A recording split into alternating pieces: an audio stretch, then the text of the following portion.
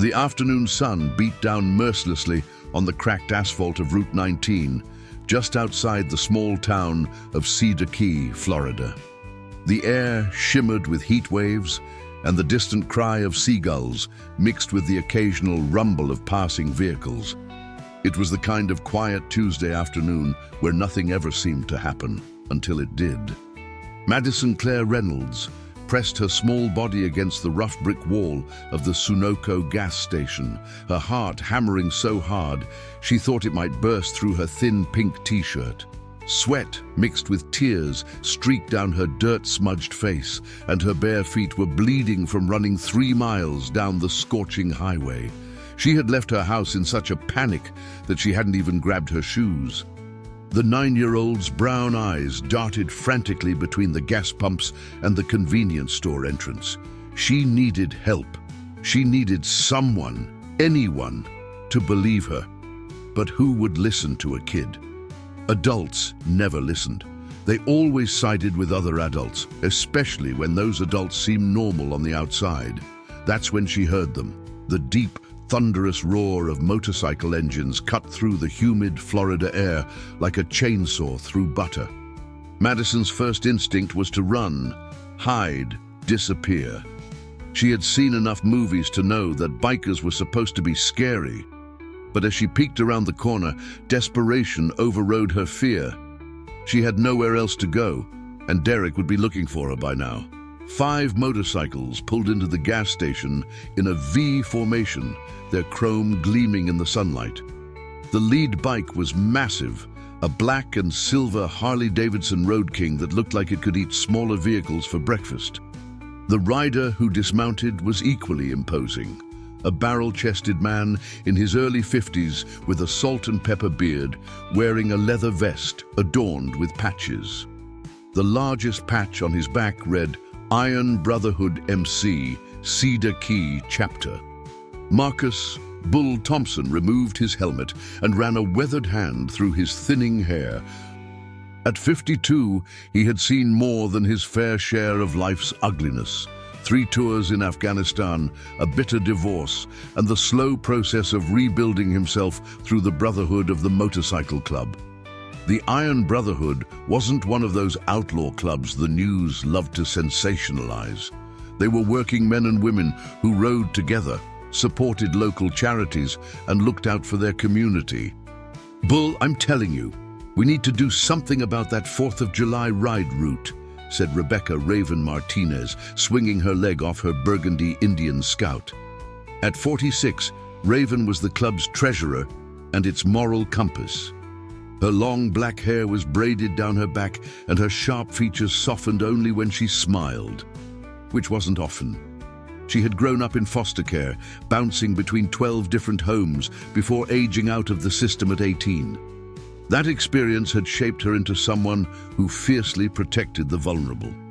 We'll talk about it at church on Sunday, Bull replied, using the club's term for their weekly meeting. He stretched his back, feeling every one of his years.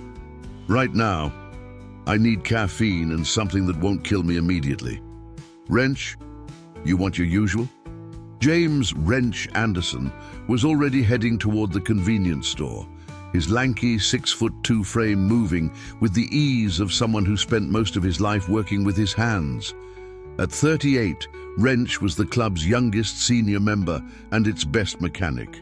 His light brown hair fell over his eyes, and his arms were covered in tattoos that told the story of his life, including a delicate portrait of a little girl on his left forearm. His daughter Emma, who had died in a car accident 7 years ago.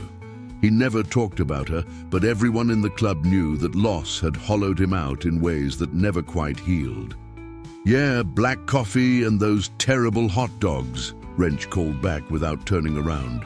The other 2 riders, Tommy Gears Wilson and his wife Patricia Trish Wilson, were already at the pumps, filling their matching Victory motorcycles. They were the club's resident couple, married for 23 years and still finishing each other's sentences. Madison watched them from her hiding spot, her small fists clenched so tight her nails dug into her palms. They looked scary, but they also looked solid, real. like they might actually do something if she asked. She thought about Derek's phone call that morning, the one she had overheard while hiding in the hallway closet. "Yeah, I got one," Derek had said into his cell phone, his voice low and mean. 9 years old, blonde hair, blue eyes, still got that innocent look, you know, prime merchandise. She ain't my kid anyway, just my old lady's brat. That junkie won't even notice she's gone for a few days, and by then we'll have the cash and be set up nice. The man on the other end had named a price, $5,000. That's what Madison was worth to Derek Vaughn, $5,000 to pay off his drug debts and buy his way into some kind of distribution deal. Madison had stayed frozen in that closet for 10 minutes after Derek left the trailer, her mind trying to make sense of what she had heard, sell her like an object, like something you bought at Walmart. When she finally worked up the courage to move, she had run straight to her mother, shaking her awake from her usual mid-morning stupor on the couch. But Jennifer Reynolds, too thin, too pale, too lost in her addiction, had just looked at her daughter with glassy eyes and slurred, "Baby, you're not making sense. Derek loves us. Go play outside." That's when Madison knew she was on her own. She had grabbed her pink backpack, the one with the butterfly patch she had sewn on herself, stuffed in her favorite book, a half-empty water bottle, and her mother's old cell phone that barely held a charge. Then she ran. She ran until her legs felt like rubber and her lungs burned, and she didn't stop until she reached this gas station. Now, watching the bikers laugh and joke with each other, something inside Madison's chest twisted tight. Maybe they wouldn't help her. Maybe they would call Derek, or worse. Maybe they wouldn't believe her at all. But she had to try. She had to do something. Taking a deep, shuddering breath, Madison stepped out from behind the brick wall. Her small voice came out barely above a whisper, "Please." None of them heard her. She tried again, louder this time, her voice cracking with desperation. "Please, I need help." Bull was the first to turn around. His weathered face registered confusion, then concern as he took in the sight of the small girl, barefoot, crying, clearly terrified. The others followed his gaze, their casual conversation dying instantly. "Hey there, sweetheart," Raven said, immediately crouching down to Madison's eye level. Her voice was gentle in a way that surprised Madison. "What's wrong? Where are your parents?" Madison's lip trembled. This was it. This was her only chance. "My stepdad," she began, then stopped. "How did you say something like this out loud? How did you tell strangers that the man who was supposed to protect you wanted to sell you like a used car?"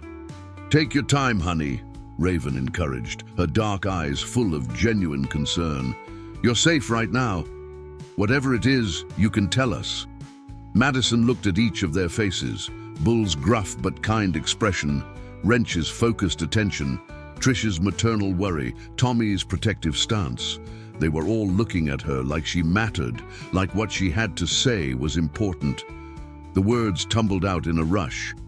"My stepdad wants to sell me. I heard him on the phone this morning. He said I'm worth $5,000 and that he's going to give me to some man tonight. I don't know who the man is, but Derek said he'd pay money for me. And my mom won't help because she's always too sick from her medicine.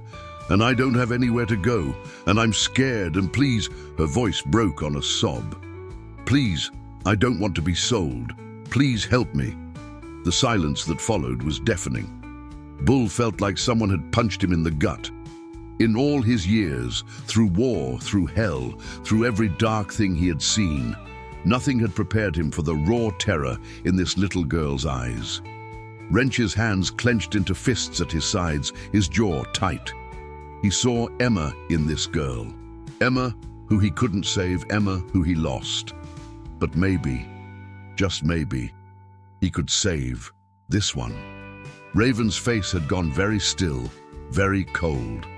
She recognized that look of desperate hope in Madison's eyes because she had worn it herself as a child, standing in front of caseworker after caseworker, begging someone to believe that she wasn't safe, that she needed help. "What's your name, sweetheart?" Raven asked, her voice steady despite the rage building in her chest. "Madison. Madison Reynolds." "Okay, Madison. I'm Rebecca, but everyone calls me Raven. This is Bull, Wrench, Tommy, and Trish. And I need you to listen to me very carefully." Raven placed her hands gently on Madison's shoulders.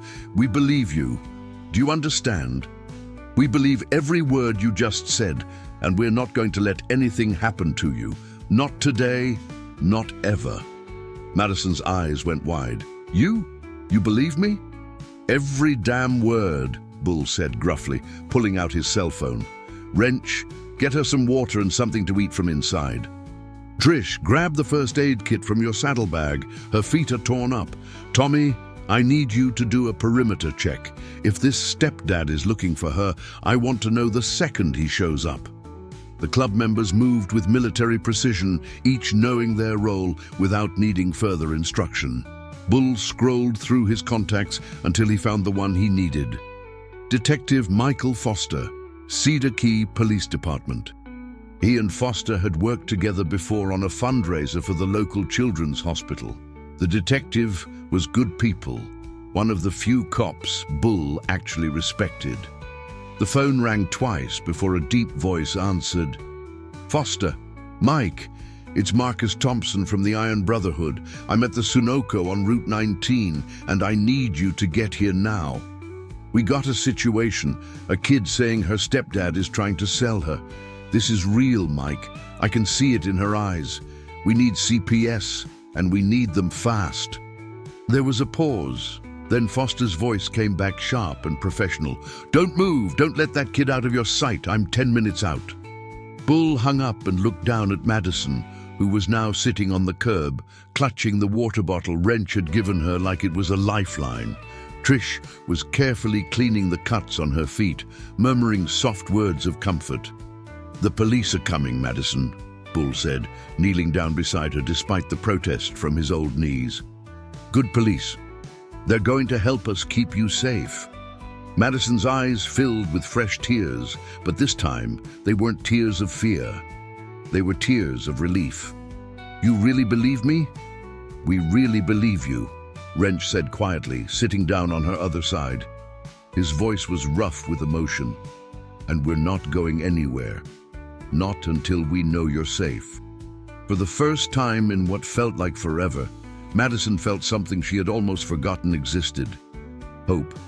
In the distance, sirens began to wail, growing louder with each passing second. Madison didn't flinch. For once, those sirens meant rescue instead of more trouble. Bull caught Raven's eye over Madison's head. No words were needed. They had all silently agreed to the same thing. This little girl was under their protection now, and God help anyone who tried to hurt her. The Iron Brotherhood had just found their newest cause, and they would see it through to the end, no matter what it took.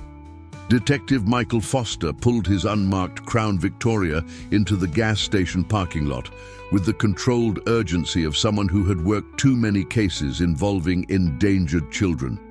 At 43, Foster had 16 years with the Cedar Key Police Department, the last 8 as a detective specializing in crimes against children and human trafficking. He was a tall, lean man with close-cropped black hair that was beginning to gray at the temples, and deep-set brown eyes that had seen far too much suffering. Behind him, a white sedan with Department of Children and Families printed on the side pulled in. Out stepped Linda Patterson, a social worker Foster had worked with dozens of times before. Linda was in her late 50s, with short silver hair and a no-nonsense demeanor that belied a deeply compassionate heart. She carried a worn leather bag that contained everything from intake forms to coloring books, tools she used to help traumatized children feel safe enough to tell their stories. Bull stood up as they approached, positioning himself between Madison and the newcomers, not threatening, but protective. "Mike, glad you're here." "Marcus," Foster nodded, then turned his attention to the small blonde girl sitting on the curb, flanked by 2 bikers like guardian angels. His heart sank. She was so young, so small, and the look in her eyes, that terrible combination of fear and hope, was one he had seen too many times before. "Hi, Madison," he said gently, crouching down so he wasn't towering over her. "I'm Detective Foster. This is Ms. Patterson. She works for an organization that helps kids. We're here to help you, okay? But I need to ask you some questions. Is that all right?" Madison looked up at Bull, who gave her an encouraging nod. "They're the good guys, kiddo. You can trust them." She turned back to Foster and nodded slowly. "Okay." Linda settled down on the curb beside Madison, maintaining a respectful distance. "Madison, honey, I know you've already been very brave today. What you did, running away and asking for help, that took a lot of courage. We're going to do everything we can to keep you safe, but we need to understand what's happening. Can you start by telling us where you live?" Madison's voice was small but clear. 1247 Palmetto Lane. It's the blue trailer with the broken screen door. Me and my mom and Derek, he's my stepdad. Foster was already typing notes into his phone. "And your mom's name?" "Jennifer Reynolds, but everybody calls her Jenny." "Okay, and Derek's last name?" "Vaughn. Derek Vaughn." Madison's face twisted with disgust as she said the name. "He moved in 2 years ago, after my real dad left. Mom said Derek was going to take care of us, but he just makes everything worse." Linda pulled out a small notepad. "Can you tell me what happened today, Madison? What made you run away?" Madison took a shaky breath and told the story again. The phone call, Derek's cold calculation of her worth, her mother's drugged indifference. As she spoke, Foster's expression grew darker and Linda's pen moved faster across her notepad. "Do you remember anything else about the phone call?" Foster asked when she finished. "Did Derek mention a name? A place they were supposed to meet?" Madison squeezed her eyes shut, trying to remember. He said something about the old marina, the abandoned one. He said to meet there at 10 o'clock tonight, and he called the other man Chavez, or maybe Chavez with the accent. I don't know how to spell it. Foster and Linda exchanged a significant look. Foster knew exactly which marina Madison meant, the old Cedar Key marina that had been shut down 5 years ago after the owner was arrested for insurance fraud. It was isolated, rarely patrolled, and had become a haven for drug deals and other illegal activities. And Chavez was a name that had come up in 2 previous trafficking investigations, though they had never been able to make anything stick. "Madison, you did exactly the right thing," Foster said, his voice full of conviction. "Running away might have saved your life." "What happens now?" Madison asked, her voice trembling. "Do I have to go back home?" "No," Linda said firmly. "You're not going back to that house. Not today, not until we know you're going to be safe. I'm going to place you in emergency protective custody. That means you'll stay in a safe place, probably a foster home, while we investigate what's happening." Madison's eyes widened with panic. "But what about my mom? She's sick. She needs me to—" "Your mom is a grown-up," Linda interrupted gently. "It's not your job to take care of her, sweetheart. It's her job to take care of you. And right now she's not doing that. That's not your fault, and you don't have to fix it." Tears spilled down Madison's cheeks. Despite everything, she still loved her mother. She loved the woman her mother used to be, the one who sang her lullabies and made pancakes in funny shapes and promised that everything would be okay. But that woman had disappeared somewhere into needles and pills and glassy-eyed mornings on the couch. Wrench felt his chest tighten. He remembered Emma crying exactly like this the night before the accident, upset because he and his ex-wife had been fighting. He had promised her everything would be fine. 24 hours later, she was gone. "Can I ask something?" Wrench said suddenly, looking at Linda. "Where exactly are you placing her?" Linda sighed. "I'll have to make some calls. Our emergency foster homes are pretty full right now. It might take a few hours to find placement." "What happens to her in the meantime?" Raven asked, her protective instincts on high alert. Usually, the child waits at our office while I coordinate placement. We have a comfortable waiting room with toys and books. No. Bull's voice was firm. She's been through enough today. She doesn't need to sit in some government office waiting room like a piece of luggage. Linda bristled slightly. Mr. Thompson, I understand your concern, but there are protocols. I have an idea. Trish spoke up. She'd been quiet until now, but her maternal instincts were in full force. What if she came back to the clubhouse with us? It's secure, it's comfortable, and she wouldn't be alone. Ms. Patterson could do her paperwork there, and when a foster placement is ready, you can come get her. At least she'd be somewhere that feels safe. Linda looked uncertain, but Foster nodded slowly. The Iron Brotherhood clubhouse is actually more secure than our office, he said. It's got cameras, locked gates, and it's in a good neighborhood. And frankly, if Derek Vaughan does come looking for Madison, I'd rather she be somewhere with 20 bikers ready to protect her than in a building with one security guard. Linda considered this, then looked at Madison. Would you feel safe going with these people? You can say no if you don't want to. Madison looked up at Bull, then Raven, then Wrench. These strangers who had believed her when no one else would. Yes, she whispered. I want to stay with them. All right, Linda conceded, but I'm coming with you, and we're following all proper documentation procedures. And Detective Foster, I'm organizing a raid on that trailer and coordinating surveillance on the marina for tonight, Foster said, already planning his next moves.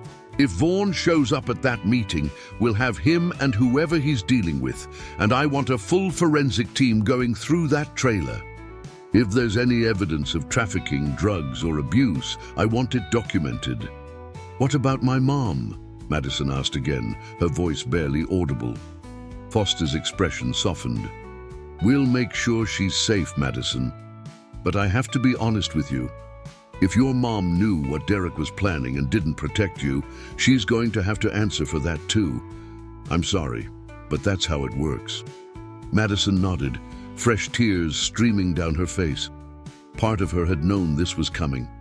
Part of her had known that asking for help meant her whole world would fall apart.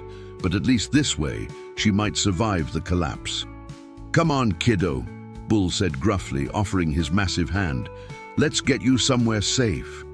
Madison took his hand, her small fingers completely dwarfed by his calloused palm, and let him lead her toward his motorcycle. Trish quickly produced a spare helmet from her saddlebag, adjusting it carefully on Madison's small head. You ever been on a motorcycle? Bull asked. Madison shook her head, eyes wide. Nothing to be scared of. Just hold on to me and lean when I lean. We'll take it slow. As Bull lifted Madison onto the bike behind him, Foster pulled Raven aside. I need you to understand something, he said quietly.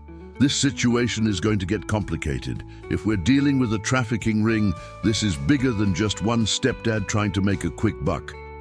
These people are dangerous. They don't like loose ends. Then it's a good thing we don't scare easy, Raven replied, her voice hard as steel. That little girl asked us for help, and we're not abandoning her. Whatever comes next, we're in this. Foster studied her face for a moment, then nodded. Just be careful and keep me in the loop. If you see or hear anything suspicious, you call me immediately. You got it, Detective.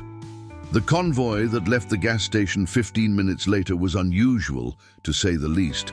5 motorcycles, 1 police car, and 1 DCF sedan, all heading toward the Iron Brotherhood clubhouse on the eastern edge of Cedar Key. As they rode through the small town, Madison pressed her face against Bull's leather vest and closed her eyes. The wind whipped through her hair, and for the first time in hours, she felt something other than terror. She felt the solid presence of the man in front of her, the rumble of the motorcycle beneath her, and the knowledge that she wasn't alone anymore. Behind them, Derek Vaughan was pulling up to the trailer on Palmetto Lane, his phone pressed to his ear and panic rising in his voice. She's gone, he hissed. The little brat ran off, I've been looking everywhere. She's not at school, not at any of her friends' houses. She just vanished." The voice on the other end of the line was cold and professional.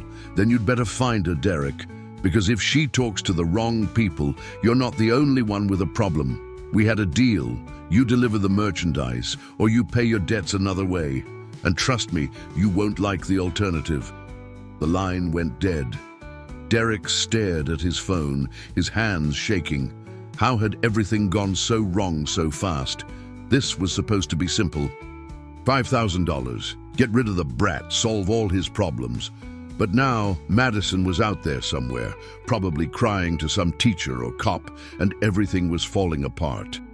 He looked at Jennifer, passed out on the couch, with an empty pill bottle on the floor beside her. Useless. She was completely useless. Cursing under his breath, Derek grabbed his keys and headed back out to his truck. He would find Madison. He had to. Because if he didn't, the people he owed money to were going to make sure he regretted it for the rest of his very short life. Meanwhile, at 1247 Palmetto Lane, a forensic team was assembling. In 3 hours, they would have a warrant. By tonight, Derek Vaughan's entire world would be in handcuffs. But first, they had to make sure Madison was truly safe. And that job had just fallen to the most unlikely protectors imaginable. A motorcycle club that had seen more than their share of darkness and had decided, unanimously and without hesitation, that they would not let one more child disappear into it. The Iron Brotherhood Clubhouse sat on 3 acres of pine-dotted property at the end of Manatee Road, about 4 miles from downtown Cedar Key.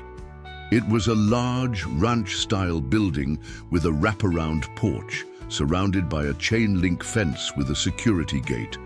Behind the main building sat a large garage where club members worked on their bikes, and next to that, a fire pit area with picnic tables where they held their famous summer barbecues. To Madison, it looked like something out of a movie, half clubhouse, half fortress. But as Bull punched in the security code and the gate swung open, she felt a strange sense of relief. This place felt solid, safe. Inside, the clubhouse was warm and surprisingly homey. The main room had comfortable couches, a pool table, a well-stocked bar, currently not in use given the circumstances, and walls covered with photographs from charity rides, fundraisers, and club events. There were pictures of the members standing with checks for the local food bank, building wheelchair ramps for disabled veterans, and organizing toy drives for Christmas. This wasn't the dark criminal hideout Madison might have imagined. It was a community center that just happened to belong to bikers. "Make yourself comfortable, sweetheart," Trish said, guiding Madison to one of the couches. "Are you hungry? I can make you a sandwich, or we've got leftover pizza from yesterday." Madison's stomach growled audibly. She hadn't eaten since breakfast, and that had only been a handful of cereal eaten dry because they were out of milk. "Pizza sounds good," she said quietly. While Trish headed to the kitchen, Linda Patterson set up a makeshift office at one of the tables, pulling out forms and her laptop. She made several phone calls, her expression growing increasingly frustrated with each one. "Problem?" Foster asked, joining her after completing a call to the station. "Every emergency placement within 30 miles is full," Linda said, rubbing her temples. "There's a family in Gainesville that might have room, but that's not until tomorrow at the earliest. I'm going to have to call in some favors." Across the room, the club members had gathered in a loose circle, their voices low, but intense. "We need to talk about what happens next," Raven said, arms crossed over her chest. "That detective seems solid, but I don't trust the system. I've been through it. I know how kids fall through the cracks." "So what are you suggesting?" Tommy asked. "We can't just keep her here indefinitely. We're not licensed foster parents." "I'm not saying we keep her forever," Raven clarified. "I'm saying we make sure wherever she goes is actually safe. And I'm saying we don't just drop her off and walk away. That kid trusted us. We owe her more than a handoff to strangers." Bull nodded slowly. "Raven's right. We saw what she was running from. We don't know what she might be running to. Foster system can be just as dangerous as the home she left. Wrench had been silent throughout the conversation, but now he spoke up, his voice tight with emotion. I couldn't save my daughter. I wasn't there when she needed me. But I'm here now, and that little girl needs someone to give a damn about what happens to her. Count me in for whatever we need to do. The others looked at him in surprise. Wrench rarely talked about Emma, and when he did, it was usually in private, with a bottle for company. But there was something different in his eyes now, a purpose that had been missing for years. All right, Bull said decisively. Here's what we're going to do. First, we make sure Madison is physically safe tonight. Second, we cooperate fully with Detective Foster's investigation. We're not vigilantes. We do this by the book.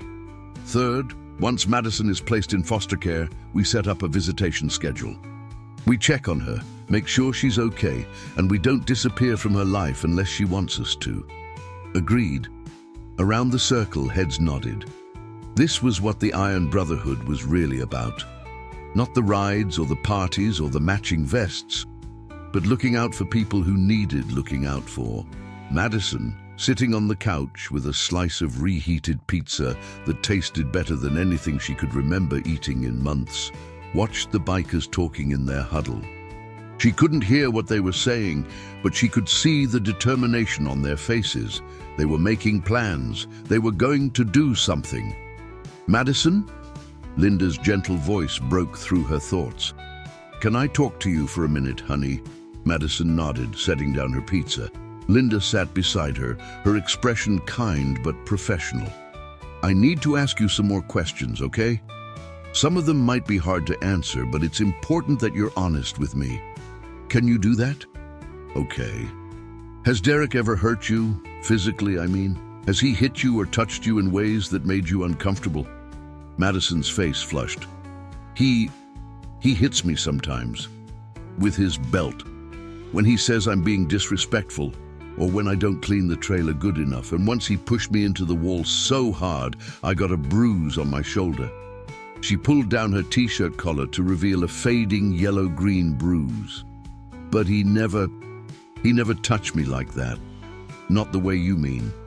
Linda made careful notes. What about your mom? Does she know when Derek hits you? She's usually asleep when it happens, or she's in her room. She takes a lot of pills. Sometimes I think she's awake, but pretending not to be, because it's easier than having to do something. Madison's voice cracked. She used to be different before my dad left, before she got sick. I know, sweetheart. Sometimes grown-ups make bad choices, and it's not fair that kids have to suffer for those choices. But I promise you, we're going to do everything we can to make sure you're safe and taken care of. As Linda continued her gentle but thorough interview, Foster stepped outside to take a call from the station. When he came back in, his expression was grim. We executed the warrant on the trailer, he announced to the room. Derek Vaughn wasn't there, but Jennifer Reynolds was. She's being transported to the station for questioning, and we found enough evidence to make this very interesting. What kind of evidence? Bull asked. Drug paraphernalia, scales, baggies. Looks like they've been dealing out of that trailer. We also found a laptop with some very disturbing search history.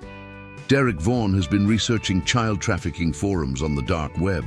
We found correspondence with at least 3 different buyers, including this Chavez character Madison mentioned. It's not just a one-time deal. He's been planning this for weeks, maybe months. The room went very, very quiet. Madison felt like she might throw up. Weeks? He had been planning to sell her for weeks, while eating dinner across from her, while watching TV in the same room. The betrayal cut deeper than she thought possible. Raven's face had gone white with rage. Tell me you're going to nail this bastard to the wall. Oh, we're going to do more than that, Foster said grimly. Based on what we've found, this is now a federal case.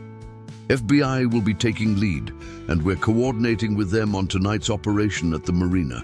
If Vaughn shows up to that meeting, and I think he will, because he's desperate, We'll have him on attempted trafficking, conspiracy, and about a dozen other charges. He's looking at 20 years minimum." "And the mother?" Linda asked quietly, glancing at Madison. Foster's expression softened slightly. "That's more complicated. She's clearly got severe substance abuse issues. Whether she was actively complicit in the trafficking plan or just negligently ignorant, we'll have to determine that through questioning. Either way, she's lost custody. Madison's not going back to her." Madison heard the words, but couldn't quite process them.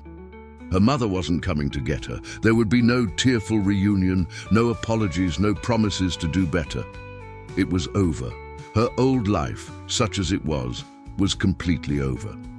She must have made some kind of sound, because suddenly Wrench was kneeling in front of her, his usually stoic face full of gentle concern. "Hey," he said softly, "I know this is a lot. I know it hurts, but you're going to be okay. You hear me? You're going to get through this." "How do you know?" Madison whispered, tears streaming down her face. Wrench was quiet for a moment, choosing his words carefully. "Because I know what it's like to lose everything. I know what it feels like when the world falls apart and you don't think you can survive it. But you can. You will. And you don't have to do it alone." Madison threw her arms around his neck, sobbing into his shoulder. Wrench stiffened for just a moment. He wasn't used to physical affection anymore, but then his arms came up to hold her, and he let her cry. Around the room, there wasn't a dry eye. Even Bull, the tough ex-soldier who had seen combat and horror, had to turn away and wipe at his face. Foster cleared his throat, breaking the emotional moment. "Madison, I need you to stay here tonight with Ms. Patterson and the club members. Tomorrow, we'll have a better sense of placement options, but for now, you're safe. Can you do that?" Madison pulled back from Wrench and nodded, wiping her eyes. "Yes, sir. Good girl." Foster looked at Bull. "I'm trusting you with something precious here, Marcus. Don't make me regret it." "You won't," Bull promised. "This kid's got the full protection of the Iron Brotherhood now. Anyone wants to get to her, they'll have to go through all of us." Foster nodded, satisfied. "I'll be in touch. We're setting up surveillance at the marina now. With any luck, by midnight, Derek Vaughan will be in federal custody." As Foster left, followed shortly by Linda, who promised to return in the morning with more information, the clubhouse settled into a strange kind of calm. More club members had arrived after word spread about what was happening, and the place filled with quiet, protective energy. Trish had set up a makeshift bed for Madison in the clubhouse's small guest room, usually reserved for members who were too drunk to ride home, but tonight serving a much more important purpose. She found some clean clothes from a donation box they kept for their charity work, a pair of pajama pants that were too big, and a t-shirt that hung to Madison's knees. But at least they were clean and soft. As Madison got ready for bed, she could hear the murmur of voices from the main room. The club members were organizing watches, making sure someone was always awake and alert in case Derek somehow figured out where she was. They were treating her like she mattered, like she was worth protecting. Raven knocked softly on the doorframe. "Mind if I come in?" "It's okay," Madison said, climbing under the blankets. Raven sat on the edge of the bed, her usually fierce expression gentler than Madison had seen it. "I just wanted to say, what you did today took real courage. Running away, asking for help. Those are hard things to do. A lot of kids don't. They just endure, and they suffer for it. Were you one of those kids?" Madison asked quietly. Raven smiled sadly. "Yeah, I was.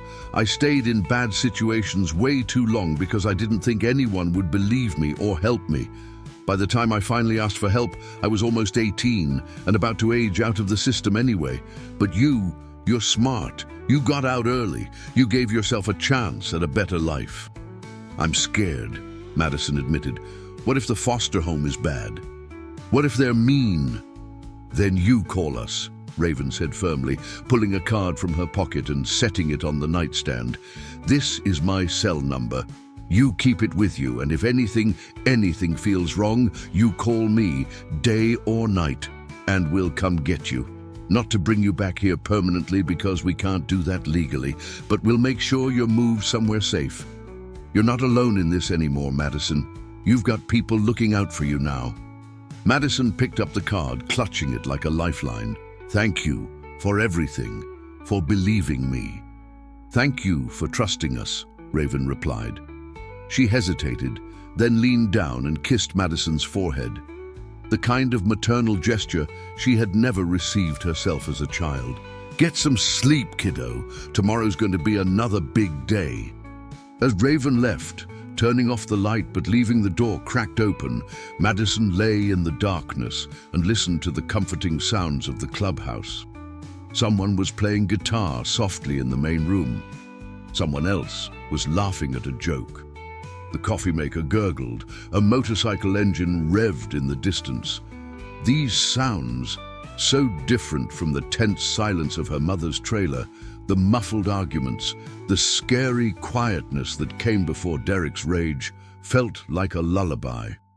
For the first time in as long as she could remember, Madison fell asleep, feeling safe. Derek Vaughan sat in his battered Ford F-150, parked in the shadow of the abandoned Cedar Key Marina, chain-smoking cigarettes and watching the clock on his dashboard tick toward 10 p.m. His hands shook every time he lifted another cigarette to his lips, and sweat poured down his face despite the cool evening breeze coming off the water. Where the hell was Madison? He had spent the entire day searching. He had driven past the school 3 times. He had checked the houses of the 2 kids she sometimes played with. He had even driven to the library, thinking maybe she had hidden there among the books she was always reading. Nothing. The little brat had vanished. His phone buzzed. A text from Chavez. "You better be there with the merchandise or our deal is off, and you still owe my boss $8K. Derek's stomach churned. The truth was, he had been lying to Jennifer for months about the debt. It wasn't $8,000 anymore. With interest and penalties, it was closer to 15, and the people he owed didn't accept payment plans. They accepted cash, product, or collateral. Madison was supposed to be the collateral, worth $5,000 up front, which would have bought him some time to come up with the rest. But now he had nothing. Just a missing stepdaughter who could be talking to anyone, saying anything. He took another drag of his cigarette and tried to think. Maybe she would come back on her own. Maybe she was just hiding somewhere, scared, and would show up at the trailer by morning. Maybe... The sudden flood of headlights made him jump. A black SUV pulled into the marina parking lot, followed by a white van. Derek's heart hammered. Chavez was here, and Derek had nothing to deliver. He got out of his truck on shaking legs, trying to look more confident than he felt. The SUV's door opened, and a man stepped out. He was in his 40s, well-dressed in dark jeans and a button-down shirt, with slicked-back hair and cold eyes. This was Miguel Chavez, and he was not someone you wanted to disappoint. "Derek," Chavez said, his voice smooth, but carrying an undertone of menace. "Where's the girl?" "There's been a complication," Derek began, hating how weak his voice sounded. "A complication." Chavez's expression didn't change. "What kind of complication?" "She ran off this morning." "I've been looking all day, but you don't have her." It wasn't a question. "I'll find her, I just need a couple more days. She can't have gone far, she's 9 years old." Derek. Chavez shook his head slowly. "Do you think I'm an idiot? Do you think I don't know what happens when a scared little girl goes running? She talks. She tells teachers, she tells cops, she tells anyone who will listen. And then people like me end up in prison." "She doesn't know anything," Derek protested desperately. "She didn't know about the deal. She just ran away because you're a terrible stepfather and she's afraid of you," Chavez finished. "Yes, I'm aware. That's usually how we acquire merchandise, from families so broken that no one notices when a child disappears." From the white van, 2 more men emerged. They looked like muscle. Big, intimidating, and completely silent. Derek's blood ran cold. "Look, man, just give me a few more days. I'll find her, I'll deliver her, and we're square." Chavez sighed. "Here's the problem, Derek. You already owe my employer $15,000. The $5,000 we were going to pay you for the girl, that was a down payment with the rest to be worked off through other services. But now you can't even deliver your one asset. So tell me, why should I let you walk away from here tonight?" Derek's mind raced. "I'll get you the money. I'll sell my truck. Your truck is worth maybe $3,000, and that's being generous. You're still $12,000 short." That's when Derek heard them, dozens of them all at once, engines, sirens, vehicles roaring into the marina from every direction. Federal agents, hands in the air. Floodlights exploded to life, turning night into day. FBI vehicles, Cedar Key police cars, and unmarked units surrounded the marina. Agents in tactical gear poured out, weapons drawn, voices shouting commands. For one frozen moment, Derek locked eyes with Chavez, whose expression had gone from cold confidence to something far more dangerous, trapped calculation. "You set me up," Chavez hissed. "No, I didn't, I swear." But Chavez was already moving, pulling a handgun from his waistband. His two enforcers did the same, and suddenly the night exploded. Derek dove behind his truck as gunfire erupted. Federal agents returned fire with disciplined precision. One of Chavez's men went down immediately. The other tried to run and was tackled by 3 agents at once. Chavez himself made it to the SUV, but Detective Foster, who had been coordinating the operation from a command vehicle, had anticipated this. He pulled his own vehicle directly in front of the SUV, blocking the escape route. "Don't be stupid, Miguel," Foster shouted, his service weapon aimed at Chavez through the windshield. "There's nowhere to go." For a long moment, it looked like Chavez might try anyway. His hand was still on his gun, his eyes darting for an exit that didn't exist. Then, slowly, he raised his hands. "Out of the vehicle, now!" Chavez complied, and within seconds he was face down on the asphalt, being handcuffed by FBI agents. Derek, still cowering behind his truck, felt hands grab him roughly. "Derek Vaughan, you're under arrest for attempted trafficking of a minor, conspiracy to commit human trafficking, possession with intent to distribute, and about 15 other charges. You have the right to remain silent." But Derek barely heard the Miranda rights being read to him. All he could think about was how completely, utterly screwed he was. Madison had talked. She had told someone. And now his entire world was ending. As Derek was hauled to his feet and Perp walked toward a waiting police car, he saw Foster approaching, his expression a mixture of disgust and satisfaction. "Where is she?" Derek demanded, finding some desperate courage. "What did you do with Madison?" Foster's smile was cold. "Madison is somewhere you'll never touch her again, somewhere safe. Somewhere with people who actually give a damn about her welfare and you. You're going to spend the next 20 to life thinking about what you tried to do to a 9-year-old child." Derek slumped in the agent's grip, the reality finally sinking in. It was over. The raid had taken less than 10 minutes from start to finish. In that time, they had arrested Derek Vaughan, Miguel Chavez, and his 2 associates. They had recovered weapons, drugs, and most importantly, the laptop and phones that contained evidence of a trafficking network spanning 3 states. As the suspects were loaded into various vehicles and the scene was secured, Foster pulled out his phone and dialed Bull's number. "It's done," he said when Bull answered. "Vaughan's in custody. So is the trafficker he was dealing with. Madison's safe. Permanently. This bastard isn't coming anywhere near her ever again." On the other end of the line, Bull let out a breath he didn't realize he had been holding. "Thank God. Hold on." There was a muffled sound as Bull covered the phone. Then his voice came back. "The club wants to know, is there anything else we can do?"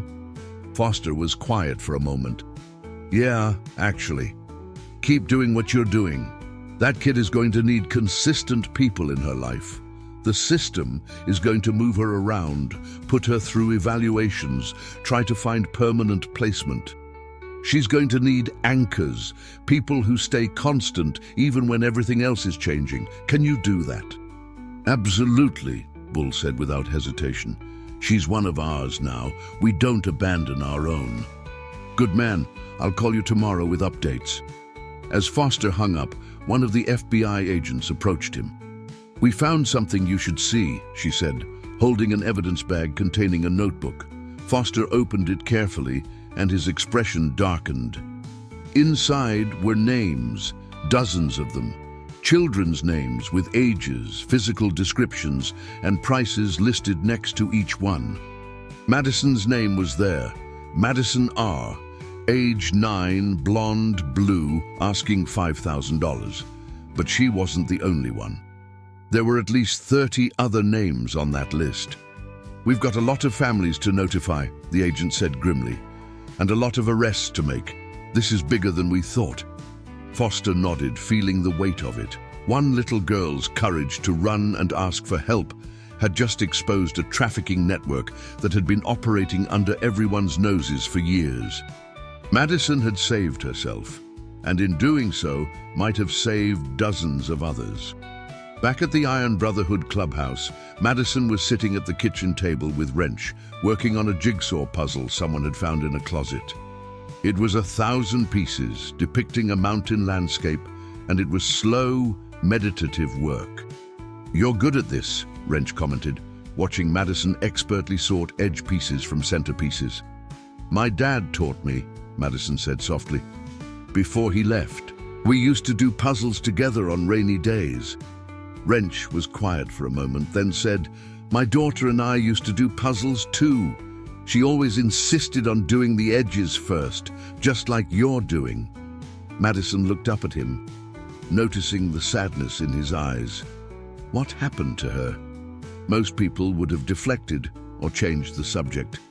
But something about Madison's straightforward question, asked without pity, just genuine curiosity, made Wrench answer honestly.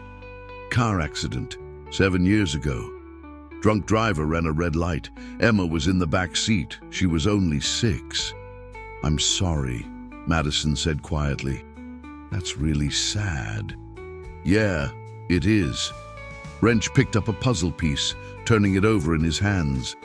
For a long time, I was really angry. Angry at the drunk driver, angry at the world, angry at myself for not being able to protect her. But eventually, I realized that being angry wasn't bringing her back. All I could do was try to, be better, do better. Honor her memory by being the kind of person she would have been proud of.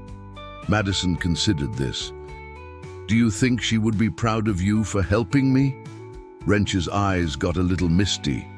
Yeah, kid, I think she would. Bull appeared in the doorway, his phone in his hand, and a huge grin on his weathered face. Madison, I just got off the phone with Detective Foster. They got him. They got Derek and the people he was trying to sell you to. It's over. You're safe. Madison's hand froze over the puzzle, a piece clutched in her fingers. Really? Really? Derek's going to prison for a very long time. He can't hurt you anymore. The puzzle piece slipped from Madison's fingers as the reality sank in. She was safe, truly safe.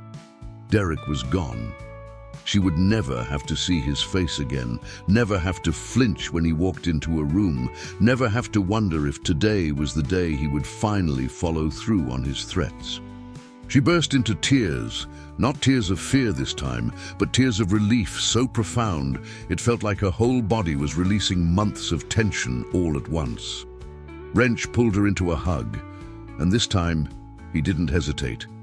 You're safe, Madison. You're safe. Around them, club members were cheering, hugging each other, celebrating this small but significant victory. One little girl had been saved, and a network of monsters had been exposed, but the work wasn't done yet. 3 months later, Madison sat in the front row of the Cedar Key Community Center, wearing a brand new dress that Trish had helped her pick out. Her blonde hair had been trimmed and styled, and for the first time in her life, she looked like what she was, a healthy, cared-for child. The community center was packed. News of Madison's rescue and the subsequent takedown of the trafficking ring had made national headlines. The Iron Brotherhood had become unlikely heroes, featured in news stories about ordinary citizens stepping up to protect vulnerable children. But more importantly, Madison's case had exposed 37 other children who were being trafficked across 3 states. Every single one of them had been recovered and placed in safe environments. Today was special for a different reason, though. Linda Patterson stood at the podium, smiling warmly. Ladies and gentlemen, thank you all for coming today. We're here to celebrate something truly remarkable, a community coming together to protect one of its most vulnerable members. Madison glanced to her left, where Bull sat in a suit that looked uncomfortable but respectful. Next to him were Raven, Wrench, Trish, Tommy, and a dozen other Iron Brotherhood members, all dressed in their best clothes. When Madison Reynolds came into DCF custody 3 months ago, Linda continued, we immediately began the search for permanent placement.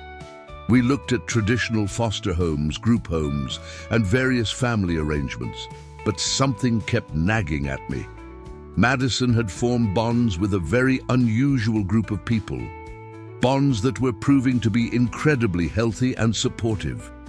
Madison's heart started beating faster. She knew what was coming, but it still felt surreal. After extensive background checks, home studies, interviews, and legal proceedings, I'm thrilled to announce that as of today, Madison Claire Reynolds has been permanently placed in the foster care of James Anderson with support and oversight from the entire Iron Brotherhood Motorcycle Club family.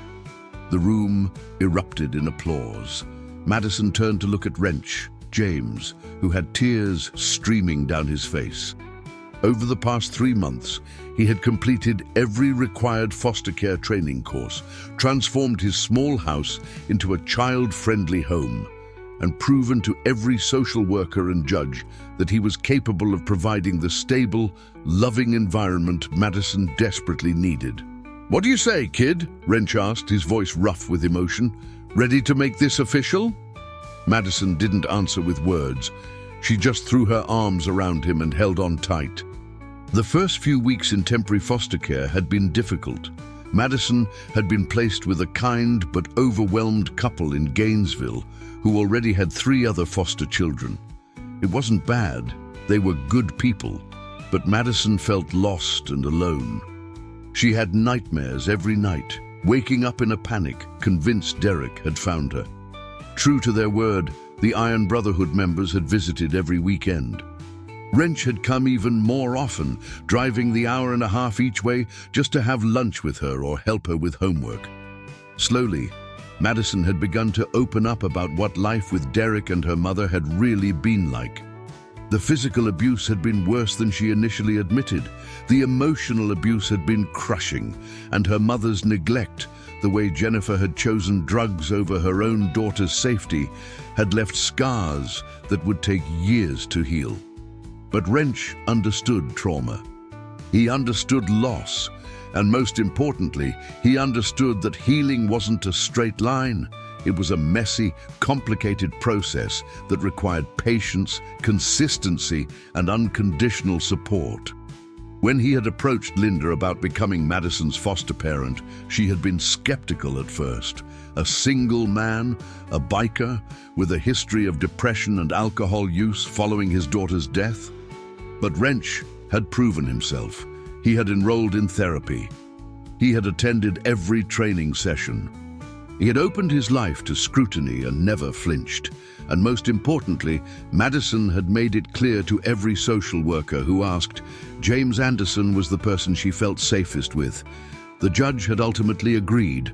With the full support and involvement of the Iron Brotherhood as an extended family structure, Wrench was approved as Madison's foster parent with the potential for adoption if things continued to go well. Now, standing in the community center with cameras flashing and people applauding, Madison finally felt something she had never truly experienced before. She felt like she belonged somewhere.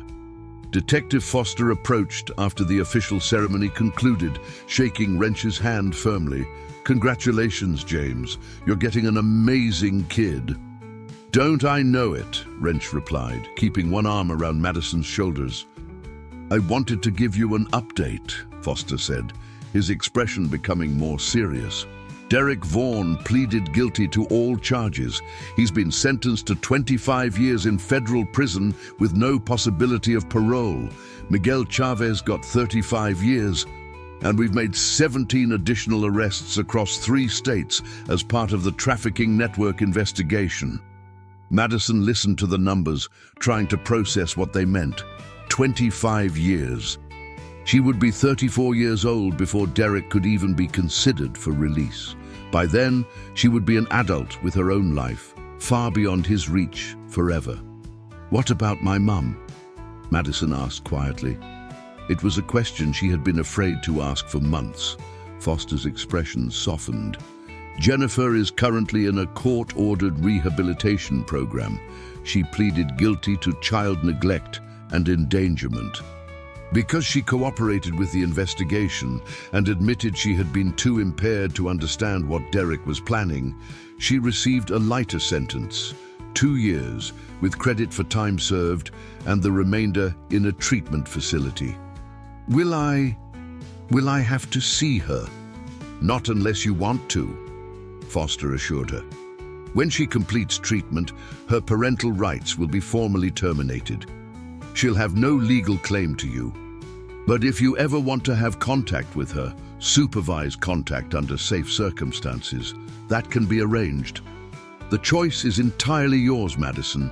It's always going to be your choice from now on." Madison nodded slowly. She didn't know how she felt about her mother. Love, anger, sadness, and disappointment were all tangled up together. But she knew one thing. She didn't have to figure it out today. She had time. She had safety. She had people who would support whatever she decided. Bull approached the group carrying a small wrapped box.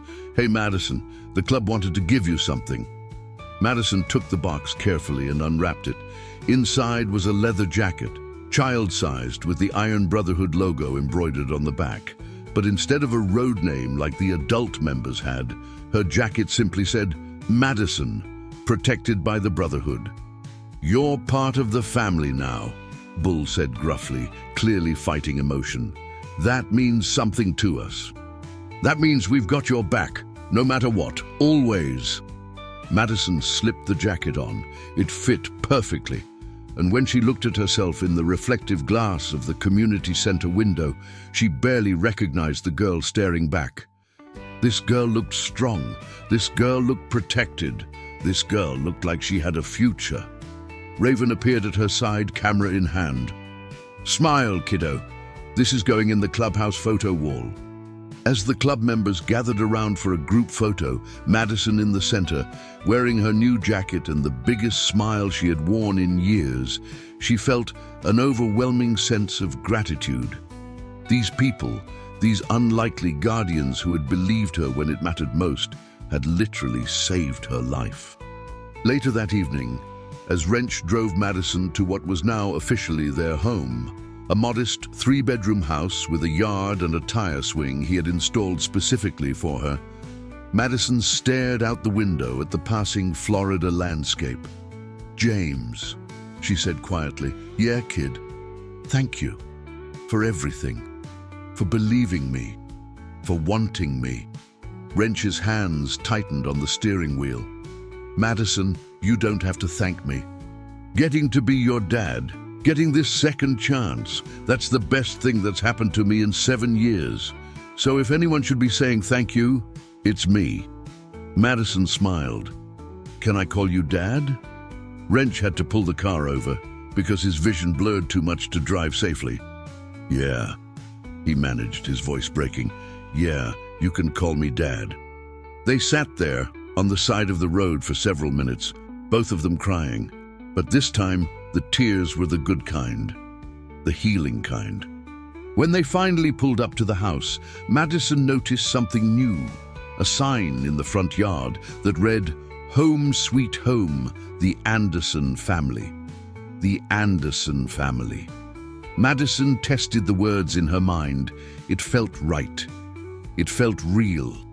That night, tucked into her own bed in her own room, decorated with posters she had picked out herself and shelves full of new books, Madison reflected on the incredible journey of the past 3 months. She thought about that terrifying day at the gas station when she had made the desperate choice to ask strangers for help. She thought about how easily it could have gone wrong, how she could have chosen to stay silent and simply disappeared into a nightmare. But she had been brave. She had spoken up, and the universe had sent her exactly the right people at exactly the right time. From the living room, she could hear Wrench, Dad, talking on the phone with Bull, making plans for a weekend ride. The sounds of normalcy, of safety, of family. Madison closed her eyes and, for the first time in longer than she could remember, fell asleep without nightmares. 1 year later, Madison stood on the stage at Cedar Key Elementary School, accepting an award for academic achievement. She had gone from a struggling, traumatized student who could barely focus on her schoolwork to an honor roll student with perfect attendance. In the audience, Wrench sat in the front row, beaming with pride. Next to him were Bull, Raven, Trish, Tommy, and a dozen other Iron Brotherhood members who had shown up to support their kid. Madison's story had inspired changes far beyond her own life. The Iron Brotherhood had established a formal partnership with DCF to provide support for at-risk children. They had started a scholarship fund for kids aging out of foster care, and they had become advocates for trafficking awareness, speaking at schools and community events about the warning signs and how to get help.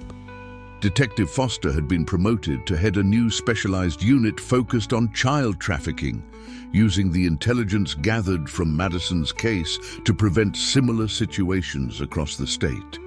Linda Patterson had received a commendation for her innovative approach to foster care placement, proving that sometimes the best families don't look like traditional families. And Madison? Madison was thriving. She had gained 20 pounds of healthy weight. Her nightmares had decreased from every night to maybe once a month. She was making friends at school. She had joined the soccer team. She was learning to play guitar from Tommy. She was, slowly but surely, becoming the child she was always meant to be. As she returned to her seat with her award, Madison caught Wrench's eye and gave him a thumbs up. He returned it, grinning. After the ceremony, as they walked out to the parking lot where their motorcycles waited, yes, Madison now had her own kid-sized motorcycle that Wrench had built specifically for her. A woman approached them hesitantly. She was thin, with short hair and nervous eyes, but she looked healthier than Madison remembered. Cleaner, more present. "Madison," Jennifer Reynolds said, her voice trembling. I don't know if you remember me."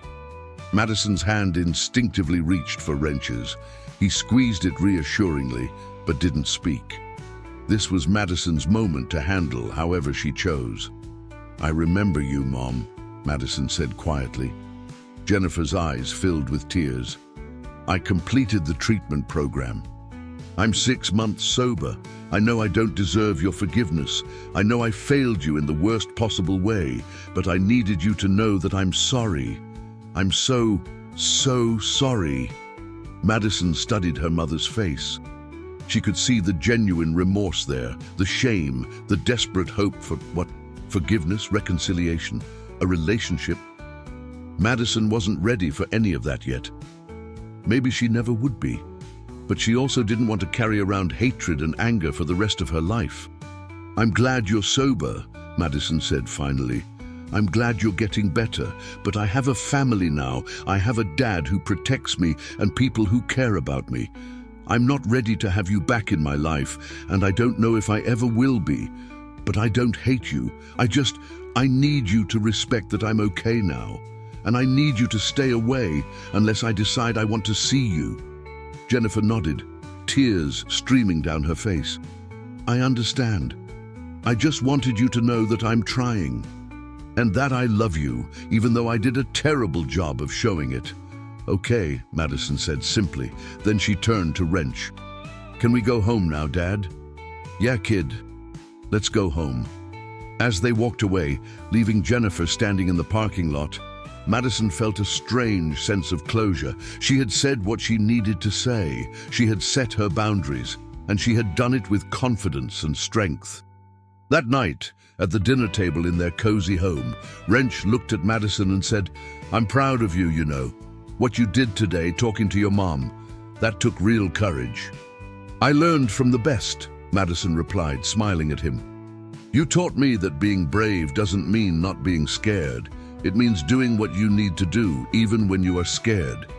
Wrench raised his glass of iced tea. "To being brave." Madison clinked her glass against his. "To family." "To family," Wrench agreed. Outside, the Florida sun was setting over Cedar Key, painting the sky in brilliant oranges and pinks. Somewhere down the road, motorcycles rumbled, the Iron Brotherhood heading out for an evening ride. The sound that had once seemed so frightening to Madison now sounded like home. She had started her journey as a terrified 9-year-old girl with no one to turn to and nowhere to run. But she had found courage in the most desperate moment, and that courage had led her to the most unlikely family imaginable. Madison Claire Anderson, no longer Reynolds, as the adoption had been finalized just last month, was living proof that sometimes heroes don't wear capes. Sometimes they wear leather jackets, ride motorcycles, and show up exactly when you need them most. And sometimes asking for help is the bravest thing you can do. Did this story touch your heart? Has it reminded you of the power of courage, community, and compassion? If Madison's journey moved you, we'd love to hear from you. Please leave a comment below sharing your thoughts. And if this story resonated with you, hit that like button and share this video with someone who needs to hear a message of hope today. Don't forget to subscribe to our channel for more inspiring true stories of courage and redemption. Remember, if you or someone you know is in danger, reach out. There are people who will believe you, people who will help you, and people who will fight for you. You are never alone.